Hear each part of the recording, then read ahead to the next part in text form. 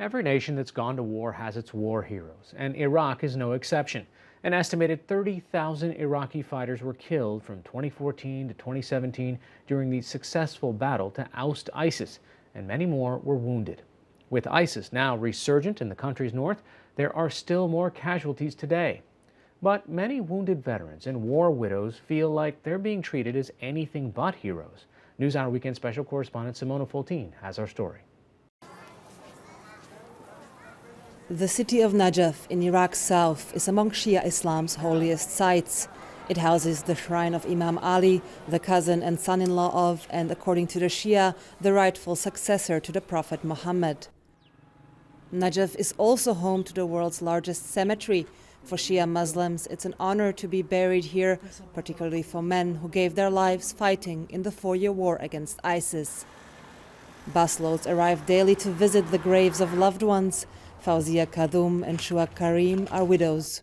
Their husbands, Khalil and Musa, were brothers, both killed while fighting ISIS. Together with other relatives of the deceased, the women have come to commemorate their sacrifice. We visit the grave once a month. We clean the graves with rose water. We read the Quran and say prayers. They paid the ultimate price, their life, in order to defend the religion, the sect, the nation, and the shrines. Hopefully, they are in paradise now. The brothers are deemed martyrs, an honorific bestowed on those who fulfill religious commandments, especially Muslims who wage jihad against those considered enemies of Islam. When ISIS launched its blitzkrieg in 2014, taking vast parts of northern Iraq, the country's leading Shia cleric Ali al-Sistani called on all able-bodied men to defend their country against the Sunni extremist group. Tens of thousands of men from Iraq's Shia south heeded the call. They joined the ranks of the country's various security forces, including the army, the police, or in the case of the two brothers Khalil and Musa, a paramilitary umbrella group known as the Popular Mobilization Forces, or PMF. We joined the family again in their home village of Al-Abbasiyah, a few miles northeast of Najaf. Pictures of dozens of fallen soldiers line the streets. Those left behind struggled to get by. He didn't leave us any funds to cover our expenditures. He just responded to the call. In the first year and a half after my husband died, we didn't receive anything, not even a pension. The government is obliged to pay pensions to families of all deceased soldiers, regardless of the force they fought with.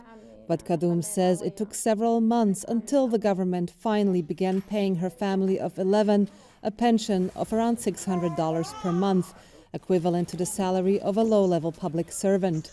She says the PMF still owes her a death benefit of around $4,000, money she says she desperately needs for repairs to her house.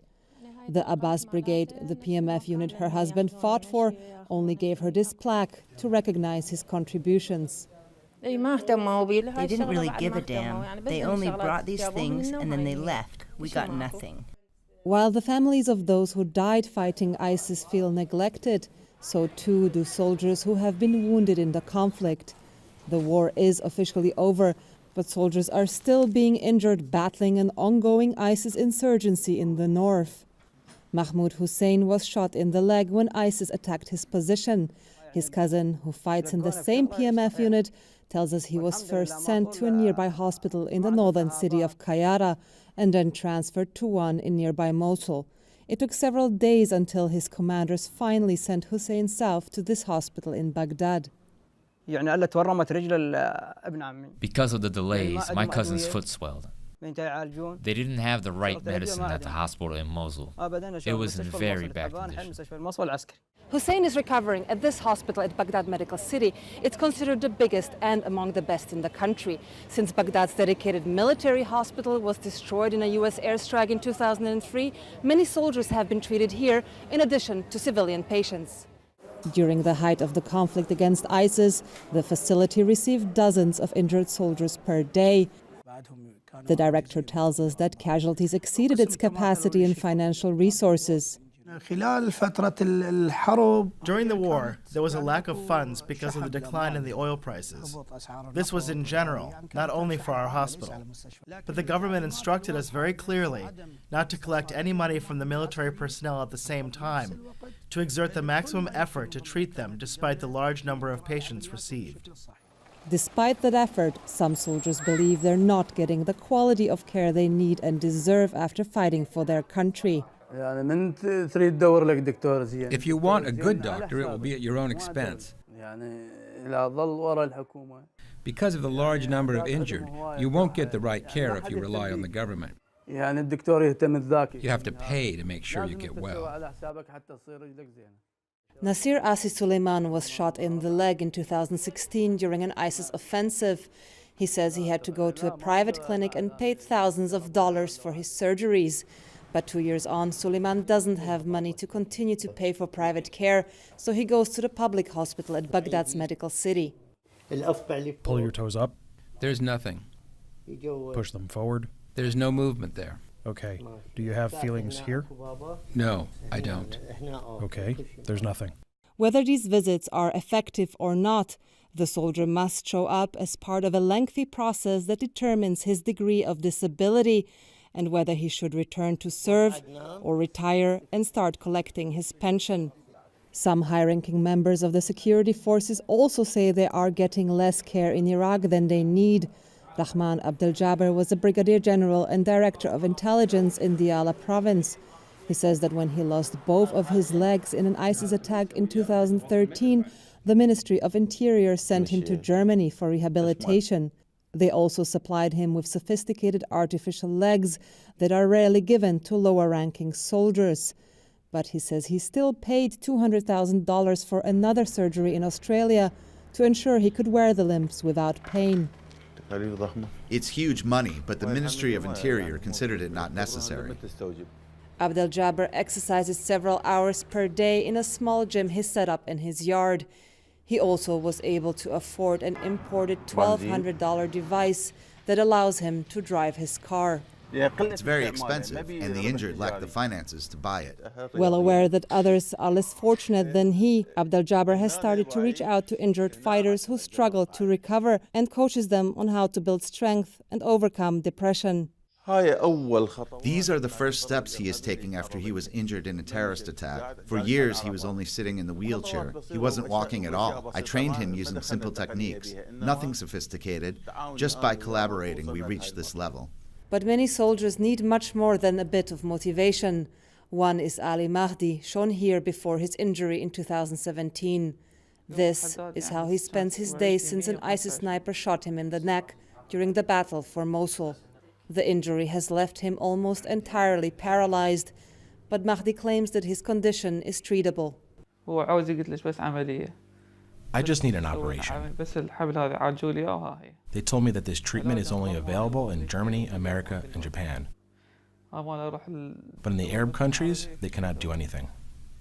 The Ministry of Defense sent Mahdi to India for one surgery, during which doctors repaired his fractured vertebrae. He claims that the ministry promised him a second surgery to restore the nerve functions, but it hasn't materialized. A Ministry of Defense official confirmed that Mahdi required further treatment. The official said that the second procedure has been delayed for almost a year because the ministry lacked the funds to cope with the large number of wounded. Mahdi says his wife left him because of his disability. All he has left is anger and regret. They just got rid of us. They don't need me anymore. It's a pity that we fought. It's a pity that we went. Mahdi's father served in the army in the 1960s. He claims that the government took much better care of its soldiers back then. If one of us got injured, the helicopter came to pick him up within 5 minutes. They would transfer the injured to the best hospital in Iraq. But now there's nothing. Mohi calls on the government to give his son the attention he believes he deserves. I sent them a beautiful young man to fight. I want my son back. If they leave him like this, they shall be damned. They wouldn't leave him like this if he was their own son.